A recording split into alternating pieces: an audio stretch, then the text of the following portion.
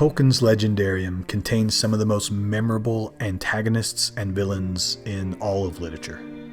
Who can forget Smaug the Dragon, the chiefest and greatest of calamities, whose imposing size and power are almost overshadowed by his imposing personality? Or Shelob, always hungry, hunting our hobbits in the darkness under Cirith Ungol. Tolkien's antagonists are so memorable because they are rarely simple, cartoonish villains, but instead unique individuals full of rich complexity, a sense of humanity, and yet deep character flaws.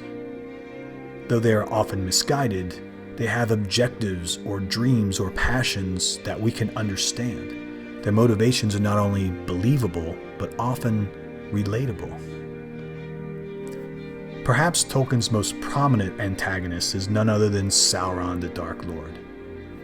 Ironically, however, we learn very little of his character in The Lord of the Rings. Many of the heroes that speak with authority, such as Gandalf or Elrond, they tell us that Sauron is altogether evil and generally establish him as the enemy. And yet, they tell us surprisingly little about why he is viewed this way. We get a brief summation of his recent history, true, but it's really only a very small portion of Sauron's story, and if you think about it, still tells us very little. Sauron himself never makes an appearance in the books. We never hear his side of the story at all. We feel his presence. We sense his watchful eye. We maybe even hear a few whispers, perhaps. But he is shockingly absent from the narrative. In Peter Jackson's timeless trilogy, he is even reduced to a giant eyeball atop a tower. Not exactly a complex adversary. But if we dig a little more, is there a deeper story here? What are Sauron's hopes and objectives? What are his motivations? Why does he do the things that he does? Is he simply a villain that wants to watch the world burn? Or does he perhaps have a more noble purpose? In this video, I would like to explore a simple question. Is Sauron the hero of his own story? Well, welcome to our channel, everyone. Here we discuss interesting ideas and lore surrounding Middle-earth and other worlds. If you enjoy this type of content, please consider liking this video or even subscribing. Thanks again.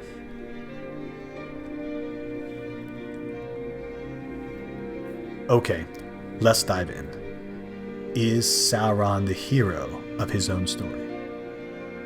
I think it best if we start at the beginning. Who, or rather what, was Sauron? Why was he here in the first place, and what was he even trying to do?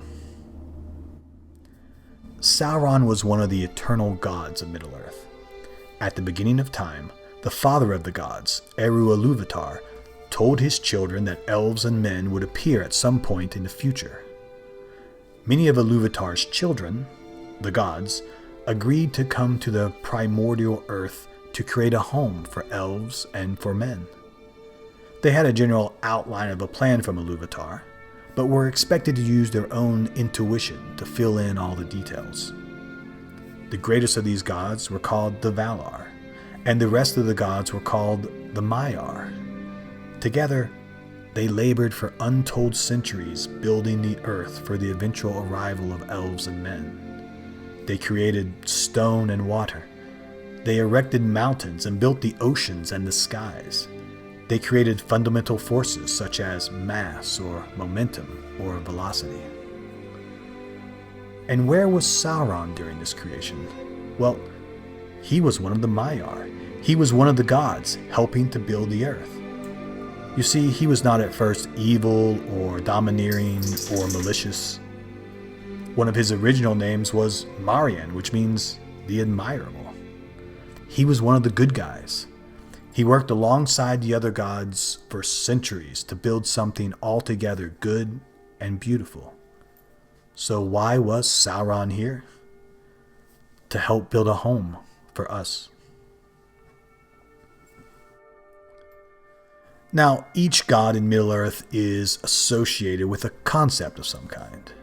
This is directly analogous to the Greek mythos, where Zeus is the god of the heavens, Poseidon the god of the sea, Ares the god of war. In Tolkien's world, Manwë is the god of the skies and Ulmo the god of water. But what was Sauron the god of? Unfortunately, Tolkien does not tell us directly, but I think we can use clues and passages from the story to make an educated guess here. It seems to me that Sauron was the god of order. He was the god of order and structure. He was a perfectionist who needed all things to work properly, to work together efficiently and without friction or waste.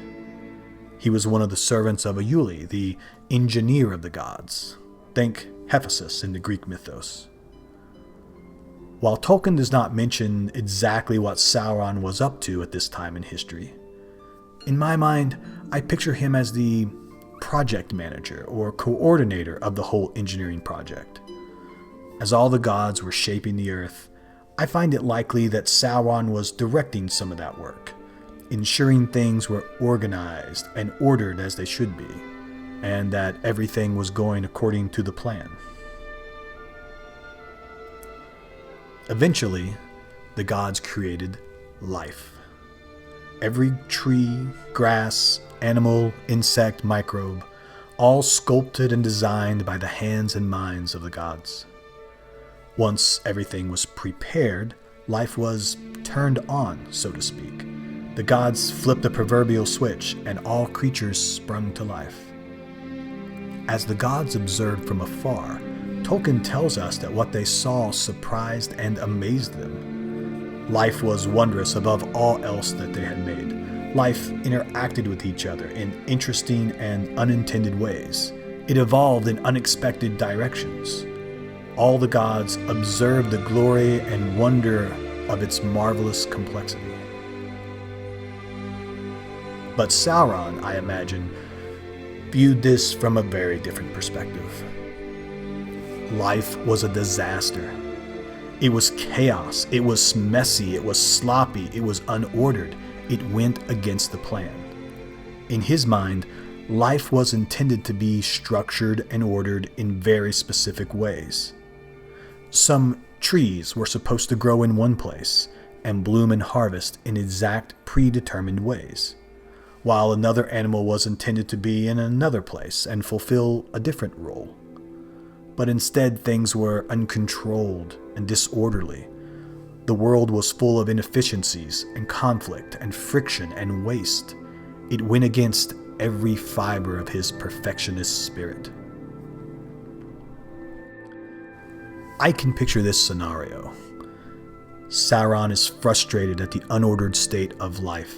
He attempts to speak to his peers about his concerns, but the other gods simply do not share his vision. They are overjoyed at the unpredictability of life. Only Sauron, the perfectionist that he is, truly sees how far they have fallen from Ilúvatar's plan.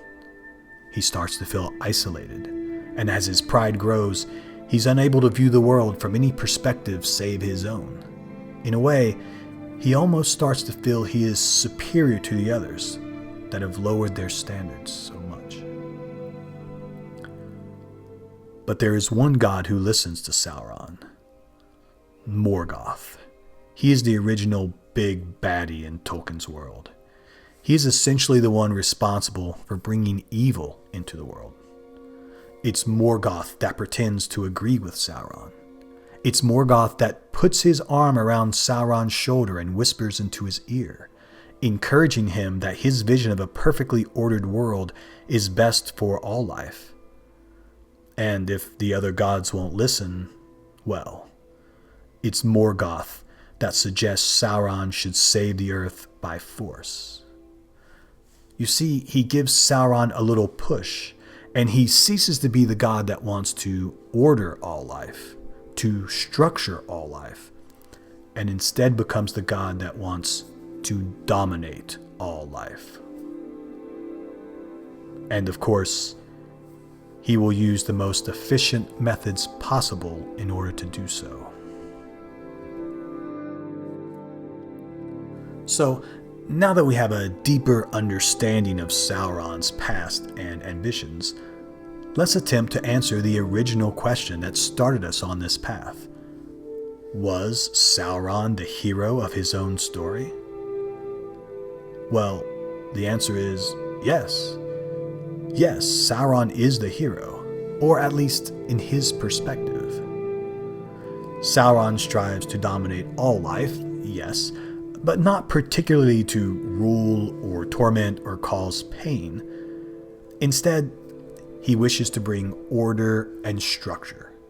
He wishes for all life to perfectly work together and achieve a planet of unity and harmony where all decisions are made for the greater system. Of course, this would mean the total abandonment of individualism and free will, but such a world would also be free of war, free of conflict.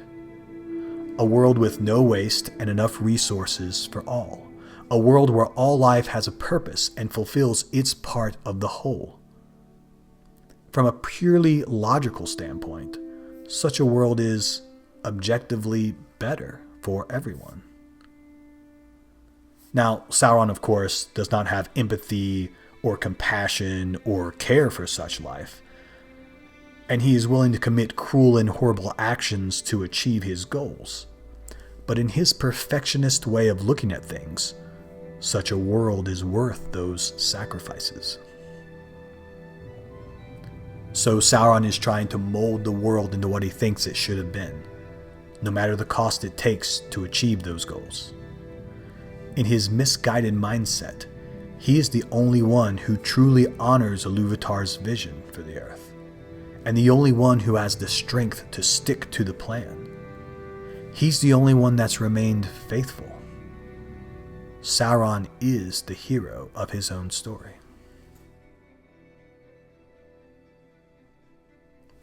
Well, there you have it. In reading Tolkien's work, this was the impression that I was left. But of course, it's only my opinion. Doubtless others would walk away from the text with very different ideas that are equally interesting. What do you think of my thoughts?